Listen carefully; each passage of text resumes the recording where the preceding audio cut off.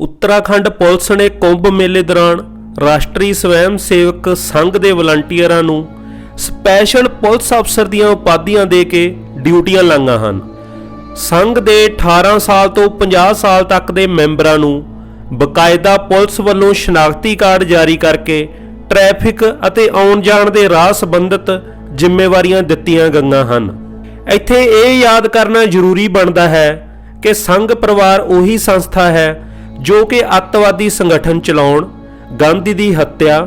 गैर हिंदुओं प्रति नफरत, घुसपैठ अते फिरकू हिंसा भड़काउण दीआं नीतियां वर्गे कई अनैतिक सरगर्मियां करके बदनाम रही है, जिस करके भारत अते होर देशां वल्लों संगठन उपर वख-वख समयां ते कई पाबंदियां भी लगाईआं गईआं। पर हुण जदों RSS दी राजनीतिक शाखा भारतीय जनता पार्टी दी दूजी वार बहुमत नाल सरकार बन चुकी है तां अपने फिरकू राष्ट्रवादी एजेंडे नूं लागू करन लई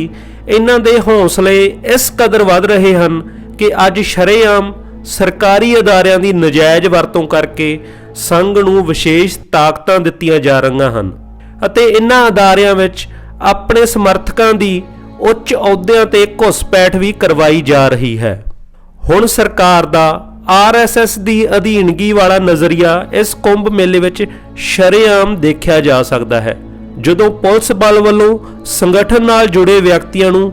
बिना किसी विशेष योग्यता दे इस तरह मानता दित्ती जा रही है।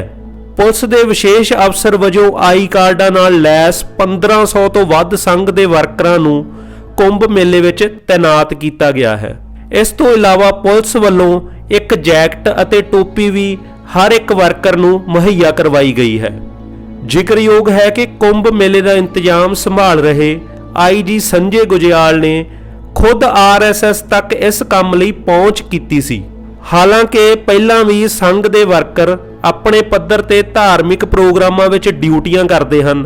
पर यह पहला मौका है जदों उन्हां नूं बकायदा आई कार्ड जारी किए गए हैं। यह सारा वरतारा दर्शाउंदा है कि धर्म निरपक्ष अखवाउण वाले भारत देश विच मौजूदा सरकार वल्लों RSS वर्गे फिरकू संगठन नूं किस हद तक तवज्जो दित्ती जा रही है।